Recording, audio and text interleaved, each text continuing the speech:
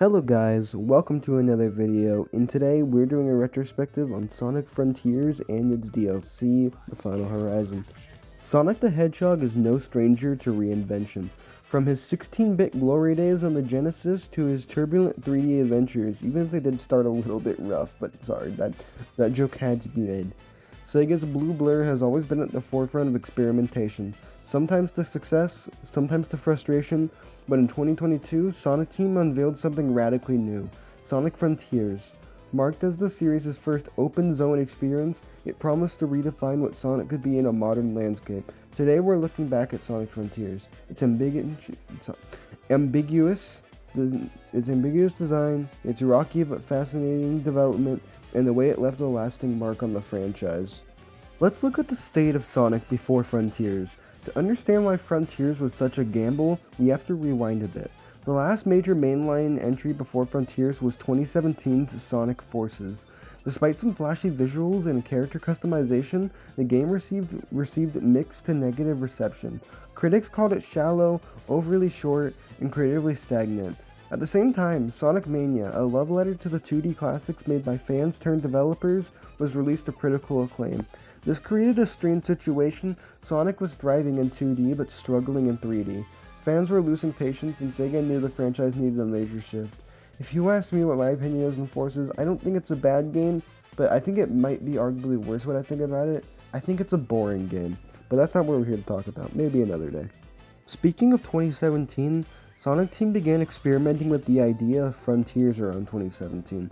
The goal? To build a truly modern Sonic experience inspired by open-world design, but tailored for speed. Internally, the game was described as open zone rather than open world. The distinction mattered. Unlike games such as Breath of the Wild, Frontiers wasn't about slow exploration. It was about freedom of momentum, flow, and traversal.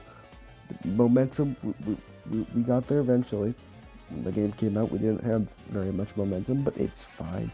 Developers faced numerous hurdles. Sonic's high-speed gameplay was notoriously difficult to translate into large open environments without breaking immersion or creating emptiness.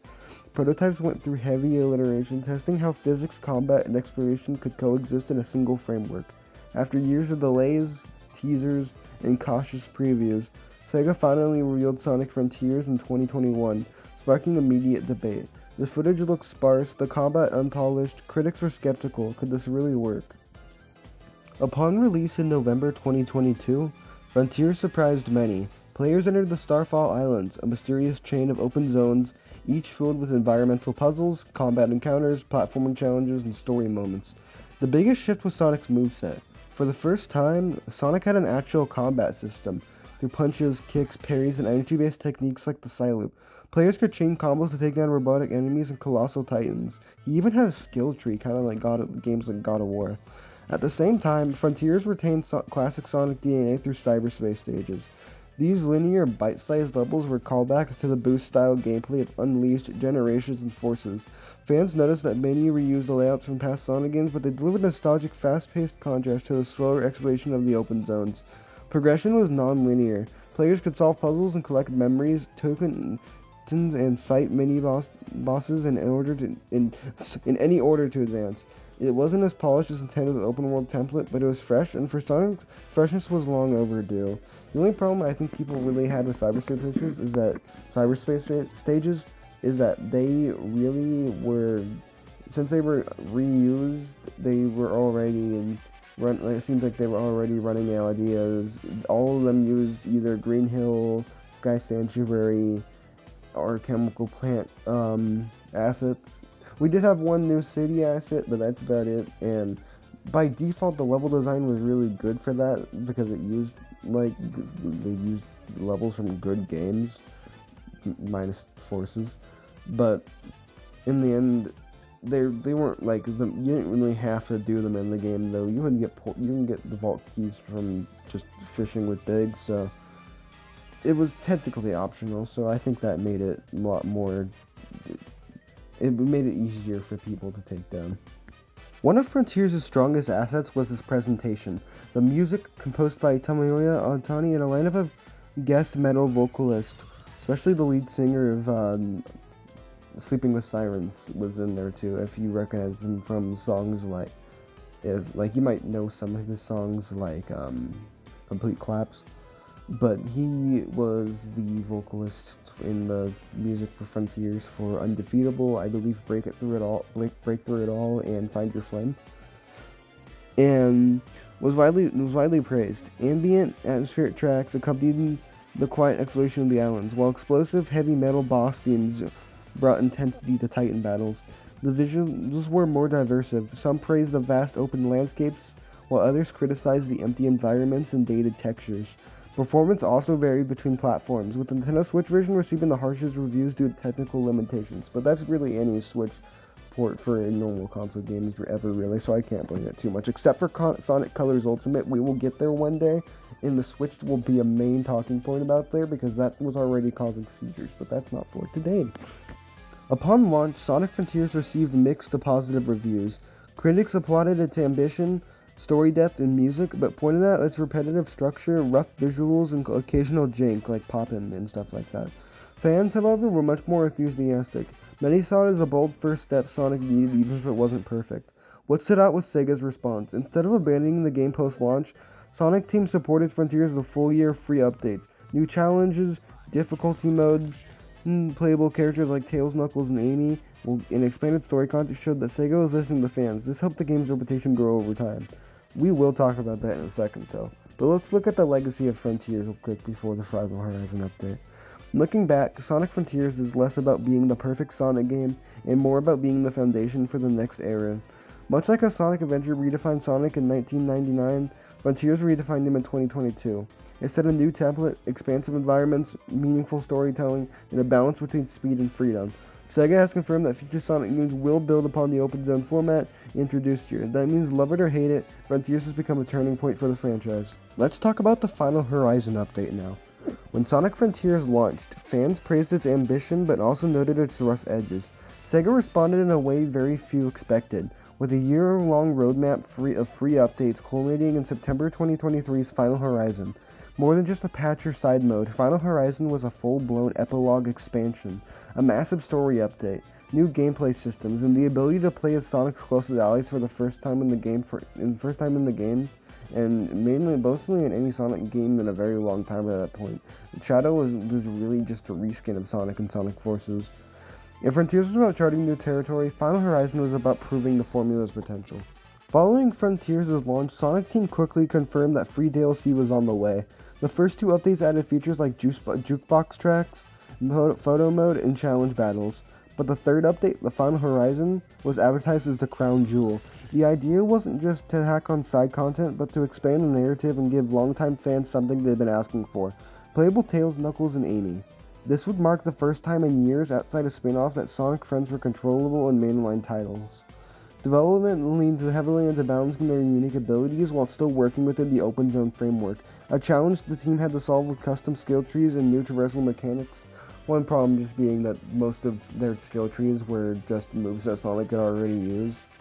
But the Final Horizon update was also really good because the original ending to Sonic Frontiers, the final boss, was really just a Galaga clone. Final Horizon, however, acts as an alternate epilogue to Frontiers.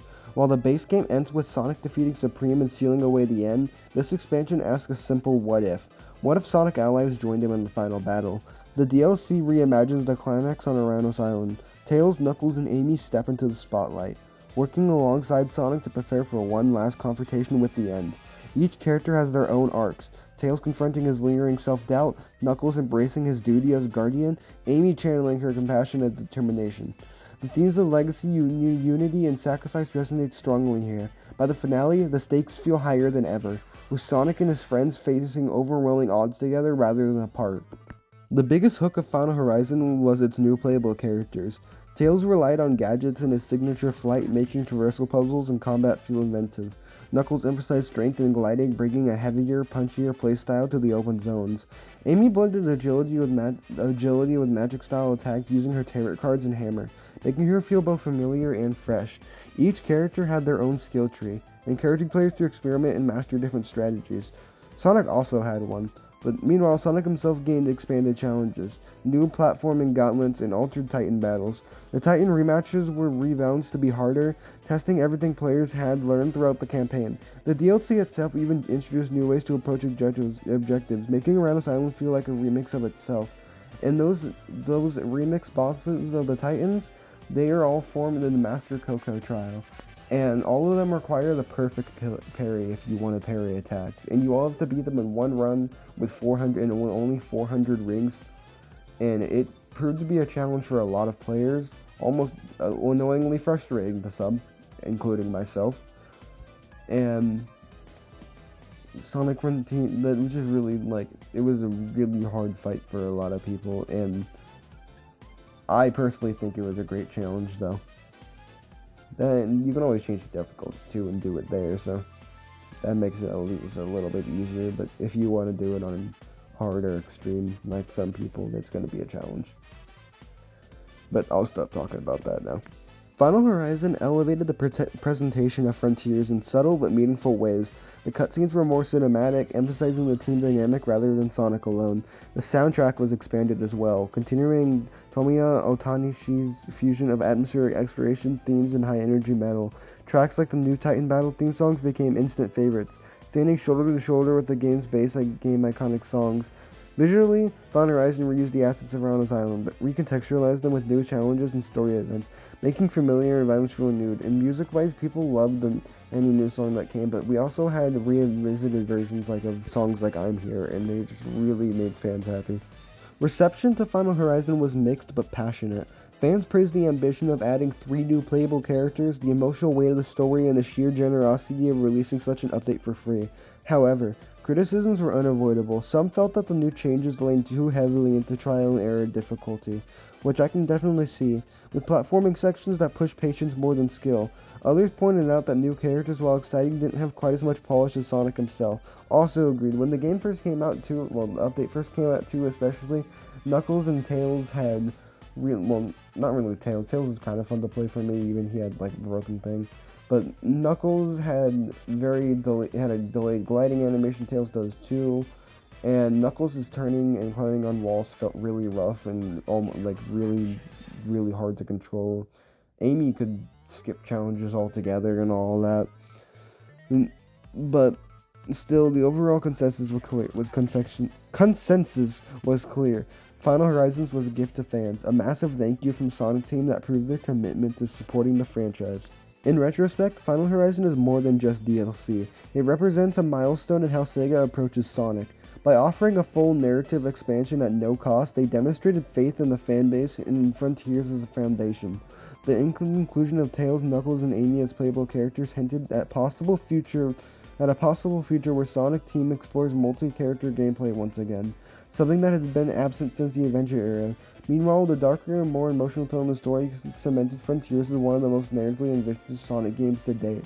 And we even do see some of this new play in this playing as Sonic friends again with Sonic Eternal Generations, with Shadow really still having all the moves of Sonic, has his own Doom powers now, so they really are trying to experiment with new playable Sonic characters, and I hope we can get maybe a remake of some older games now in the future as well. Together, Sonic Frontiers and Final Horizon form a complete package, the base game laying the groundwork and the DLC pushing it further. While neither is flawless, both are undeniably bold. If Frontiers was about charting a new course for Sonic, Final Horizon was about proving that this journey wasn't just Sonic's. It belonged to his entire family of characters. For fans, it felt like a long overdue reunion for the franchise. It was a glimpse of what's possible when Sega listens, experiments, and dares to dream bigger. The Starfall Islands may be behind us, but their legacy will echo into whatever Sonic explores next.